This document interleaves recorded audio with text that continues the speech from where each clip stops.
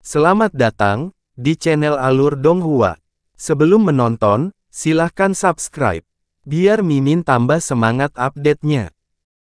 Berhenti, jangan sakiti dia. Aku akan menjanjikan apapun padamu selama kamu melepaskan Zuer. Vitalitas Feng Zuer sudah sangat lemah, dan sekarang, dia juga telah mendarat di cakar iblis penjahat. Feng Baichuan tidak bisa lagi mendapatkan kembali ketenangannya. Dengan wajah paling pucat, dia mengangkat tangannya dan berteriak panik.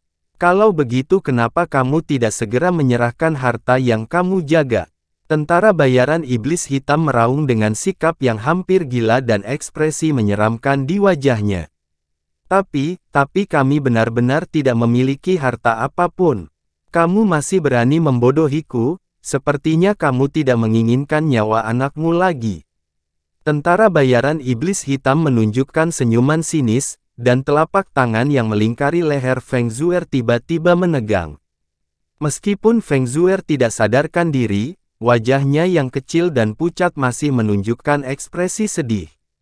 Berhenti, Lan Sueruo maju selangkah, mengarahkan pedangnya ke arah tentara bayaran iblis hitam saat seluruh tubuhnya gemetar karena marah, namun dia tidak punya metode untuk membantu.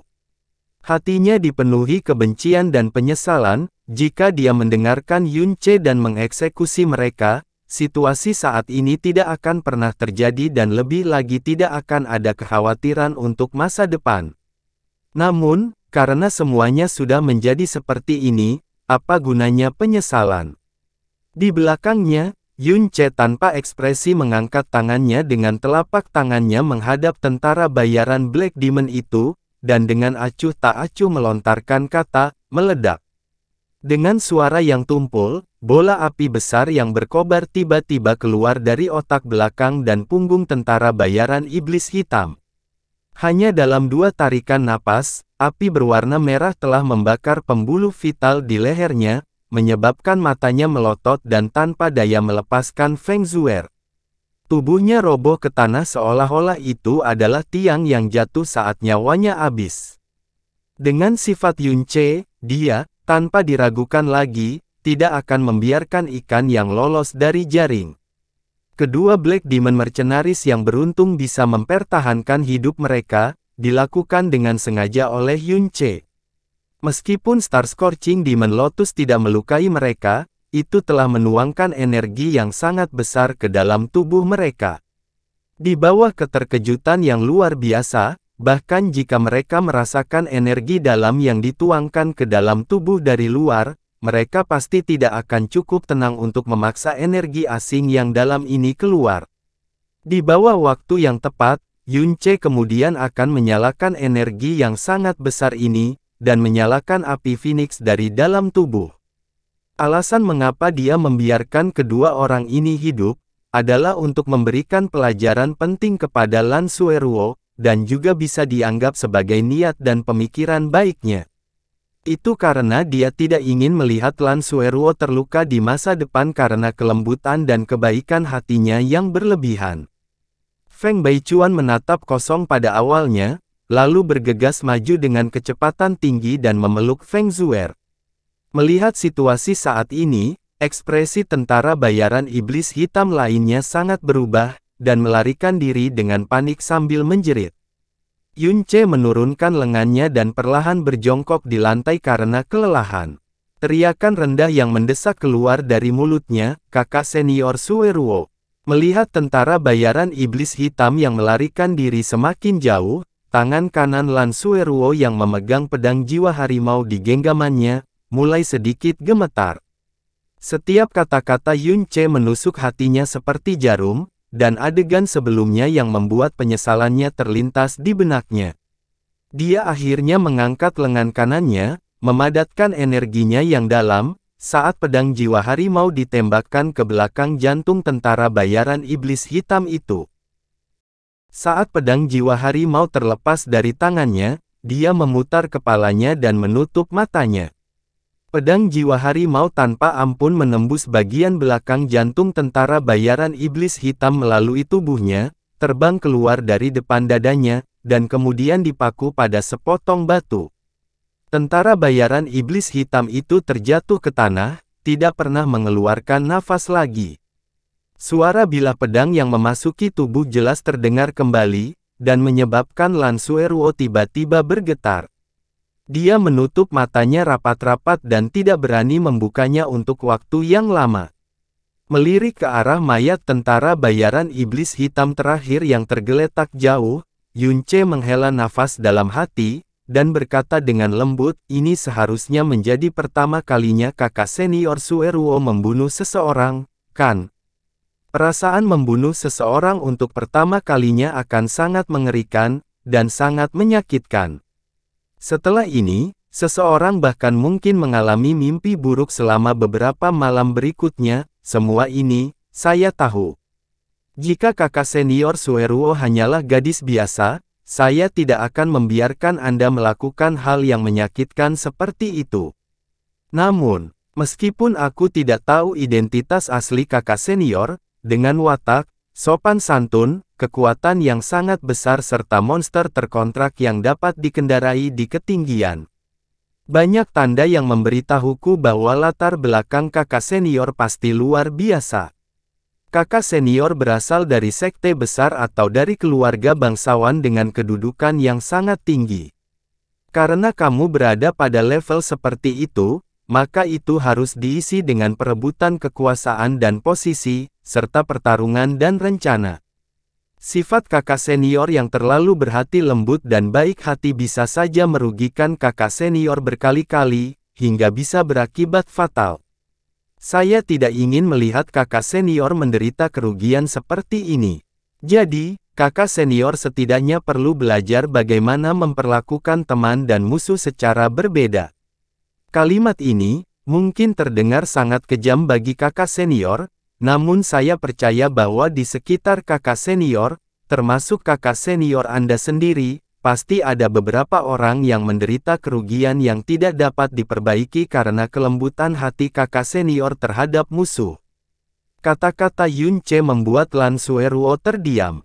Dan ketika dia selesai mengucapkan kalimat terakhir, seluruh tubuhnya tiba-tiba bergetar sebelum mulai bergetar terus-menerus untuk waktu yang lama. Ekspresi menyakitkan juga muncul di wajahnya. Setelah sekian lama, saat dia membuka matanya, Yunce sudah berjalan jauh dengan dukungan dua pemuda dari sisa-sisa klan Phoenix. Tatapannya sedikit berayun, dan bisikan samar keluar dari sudut mulutnya, Yunce, terima kasih. Insiden dengan Black Demon Mercenary telah sedikit melukai vitalitas klan Phoenix yang tersisa. Namun untungnya, meski membuat tubuh beberapa orang menjadi lemah dalam waktu yang cukup lama, bahkan ada yang sakit parah, tidak ada nyawa yang terancam jika ada Yunce. Yunce telah lulus persidangan Phoenix, memperoleh jejak Phoenix, menghilangkan krisis klan Phoenix ini dan juga menunjukkan keterampilan medis mistis untuk menyembuhkan beberapa puluh klan yang berada dalam bahaya. Beberapa hari terakhir ini, semua orang di klan Phoenix hampir memperlakukan Yunce seolah-olah dia adalah dewa dan memberinya rasa hormat yang paling ekstrim. Dan hari ini, elang salju raksasa akhirnya terbangun. Sekarang saatnya Yunce dan Sueruo berangkat. Saat mengucapkan selamat tinggal pada Feng Baichuan, wajah Feng Baichuan dipenuhi keengganan. Dia dengan cemas berkata sambil menatap Yunce, alasan mengapa klan kami telah lama menghindari dunia dan bersembunyi di tempat yang terputus dari seluruh dunia ini, adalah karena meskipun kami memiliki jejak Phoenix, kami hanya memiliki kekuatan yang sangat lemah. Jika seluruh klan kita tidak bersembunyi, jejak Phoenix ini, yang tidak dapat disembunyikan dari orang lain, akan membawa banyak masalah bagi kita. Namun, kita bahkan tidak bisa menangani beberapa praktisi alam mendalam yang baru lahir, dan hanya bisa membiarkan mereka mengambil keuntungan dari kita. Untungnya, kalian ada di sini untuk kejadian ini atau klan kita yang layu pasti sudah tamat. Meskipun krisis ini telah berakhir, saya sangat takut karena klan kecil kita sangat lemah, kami tidak akan bisa mencegah hal serupa terjadi di masa depan, dan jika orang terhormat seperti Anda tidak muncul lain kali, Yunce malah tertawa dan berkata kepada Feng Baichuan, pemimpin klan Feng, selain mengucapkan selamat tinggal, ada alasan lain mengapa aku mencarimu kali ini, dan itu adalah untuk membantumu menghilangkan kutukan dalam garis keturunanmu. Kalimat pendek dari Yunce ini seperti suara guntur yang terdengar tepat di samping telinga Feng Baichuan. Tubuhnya bergetar dan seluruh wajahnya membeku di tempat. Setelah itu, tatapannya bergetar hebat saat dia bergegas ke depan Yunce dalam sekejap, dengan erat meraih kedua lengan Yunce dengan kedua tangannya, dan bertanya dengan kegembiraan yang gemetar, "Apa yang kamu katakan? Apa yang kamu katakan, bisakah kamu mengulanginya?" Reaksi Feng Baichuan sepenuhnya sesuai harapan Yunce. Dia menatap langsung ke mata Feng Baichuan, dan dengan tulus menjawab, "Sebenarnya, kutukan dalam garis keturunanmu sangat mudah dihilangkan, itu bisa dihilangkan hanya dengan membakarnya dengan api Phoenix. Energi saya yang dalam sangat terkuras hari itu, jadi saya tidak berani menggunakan energi saya yang dalam secara sembarangan. Saya hanya memberi tahu Anda tentang hal ini sekarang karena saya baru saja pulih sepenuhnya hari ini." Saat berbicara, Yunce tiba-tiba mengangkat tangannya dan menekan tanda Phoenix merah tua di dahi Feng Baichuan dengan jari telunjuk tangan kanannya.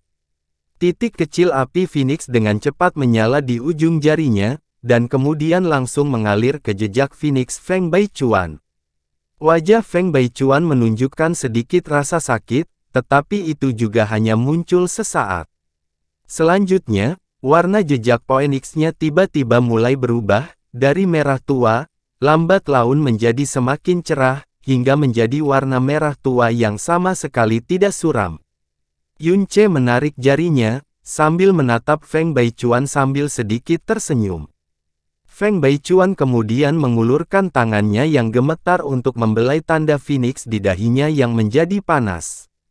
Dia bersemangat dan tersentuh sehingga dia tidak tahu harus berbuat apa. Dia berbicara dengan suara menangis, "Kutukan telah hilang, benar-benar telah hilang seluruhnya." Yunce tersenyum dan berkata, "Setelah beberapa hari menyusui, tubuh setiap orang juga harusnya sudah pulih. Mari manfaatkan kesempatan ini dan kumpulkan semua orang di satu tempat, saya akan menghilangkan jejak kutukan pada semua orang dari akarnya." Baiklah. Feng Baichuan menganggukkan kepalanya saat matanya berkaca-kaca. Saat dia melihat Yunce, rasa terima kasih di hatinya begitu kuat sehingga tidak bisa dijelaskan dengan bahasa apapun. Yunce telah memusnahkan kelompok tentara bayaran setan hitam, menyelamatkan nyawa seluruh klannya, dan menghilangkan kutukan dalam garis keturunan mereka, pada dasarnya menyelamatkan ratusan generasi masa depan klan mereka. Dia membiarkan seluruh klan mereka sekali lagi memiliki kekuatan dan martabat. Dengan kekuatan untuk melindungi diri sendiri, setelah generasi berikutnya, mereka tidak perlu lagi bersembunyi secara diam-diam di pegunungan terpencil ini. Yunce membutuhkan waktu sepanjang pagi untuk sepenuhnya memadamkan kutukan garis keturunan dari semua anggota klan Phoenix. Setelah mengucapkan selamat tinggal kepada semua orang dengan Lan Sueruo, mereka berdua mengendarai elang salju raksasa dan pergi melintasi langit. Setiap anggota klan Phoenix keluar untuk mengantar mereka pergi, dan melihat ke langit saat keduanya terbang, mereka bertahan lama, bahkan setelah siluetnya benar-benar hilang dari pandangan. "Ayah, apakah kakak laki-laki Yunce benar-benar diutus oleh Dewa Phoenix untuk menyelamatkan kita?" Feng Zuer bertanya dengan polos, sambil dengan enggan melihat ke langit.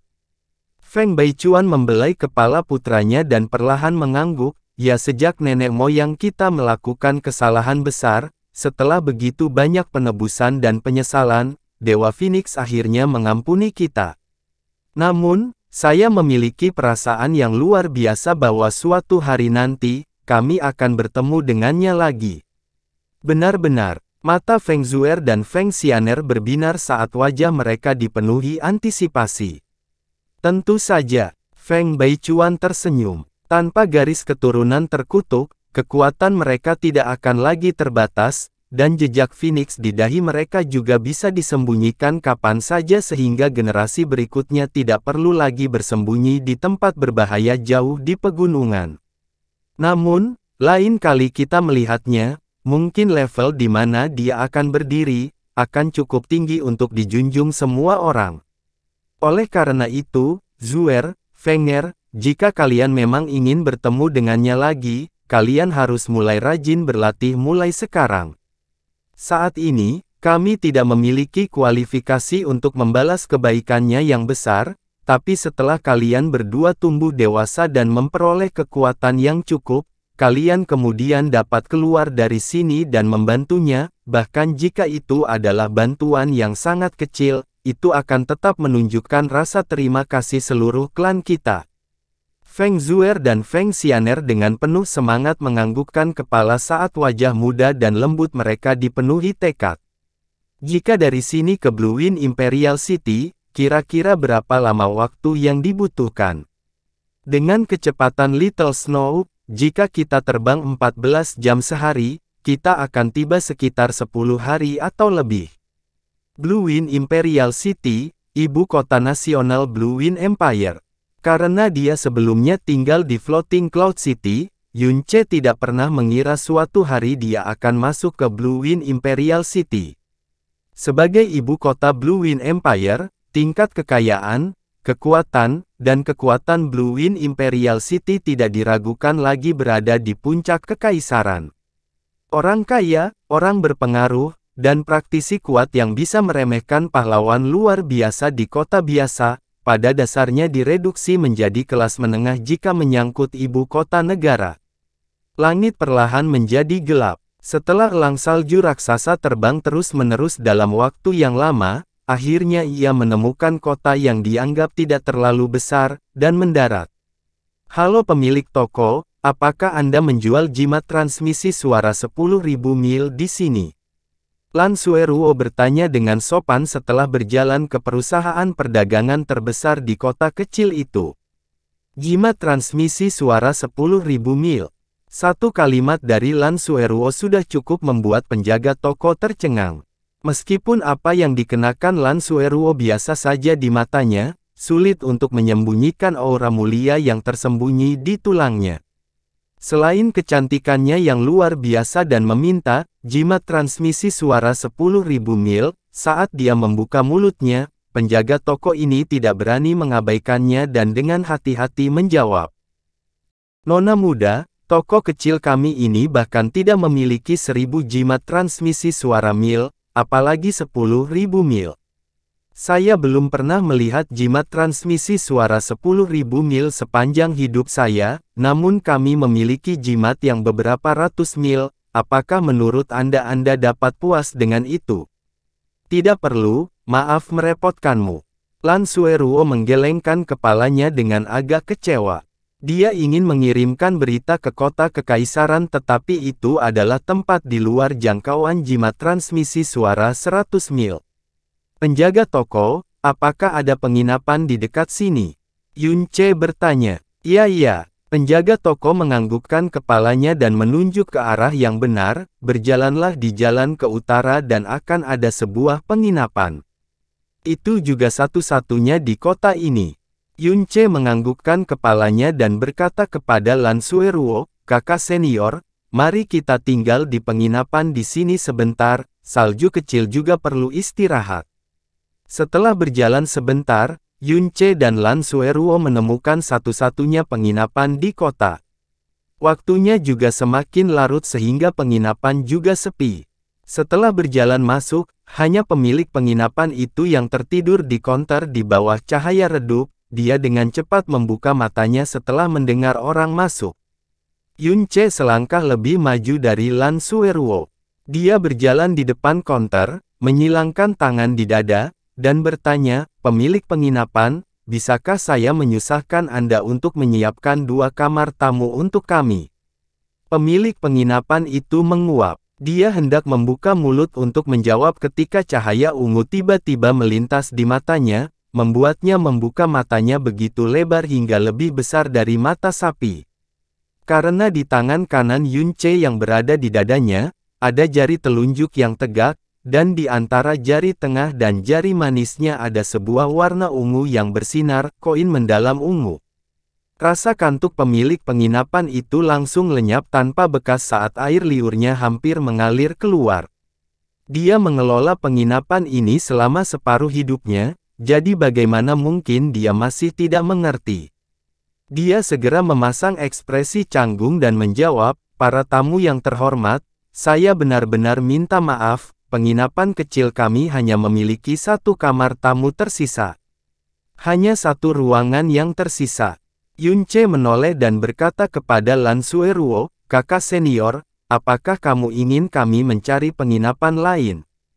Pemilik penginapan itu segera memberikan wajah tegas dan berkata, "Para tamu yang terhormat, saya tidak mencoba menakut-nakuti Anda, tetapi kami adalah satu-satunya penginapan yang terletak di kota kecil ini.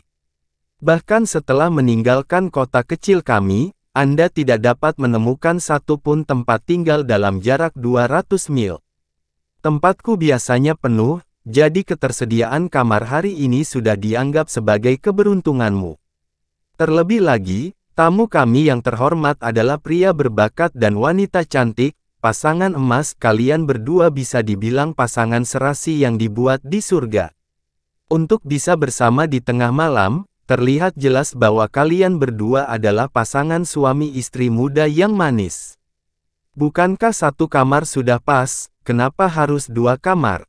Yunce memiliki wajah yang bermasalah ketika dia melihat ke arah Lan Sueruo dan berkata, "Kakak senior, kenapa kita tidak puas dengan satu kamar saja? Selain ini, sepertinya tidak ada pilihan lain." Seorang pria dan wanita sendirian, di dalam kamar.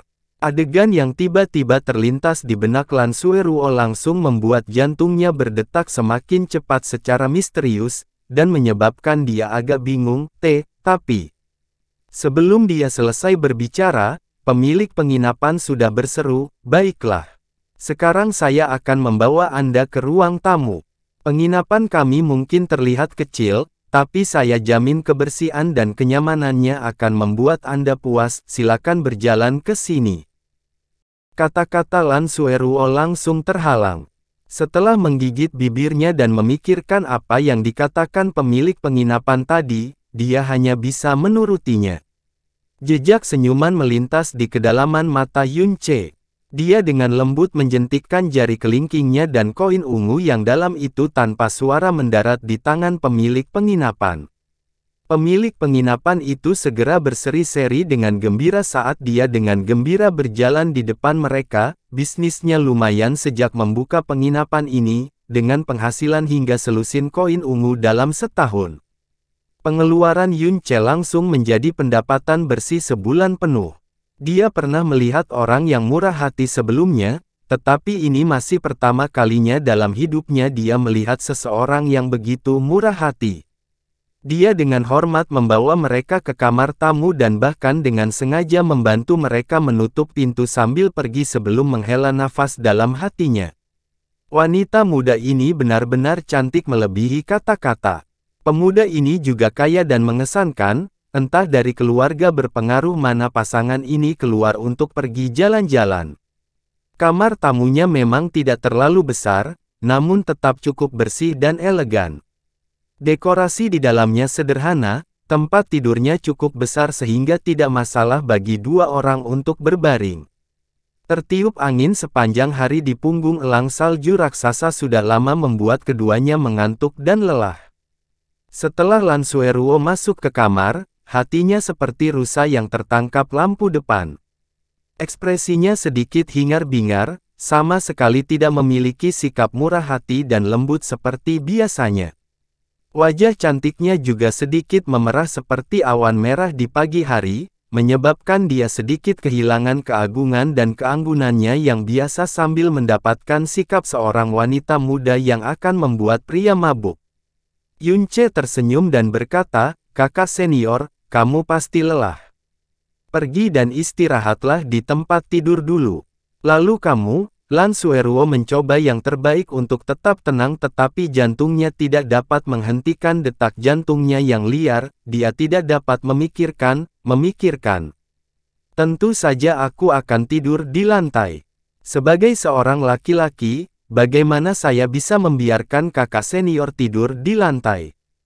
Yunce dengan ramah tersenyum dengan wajah yang sama sekali tidak berbahaya.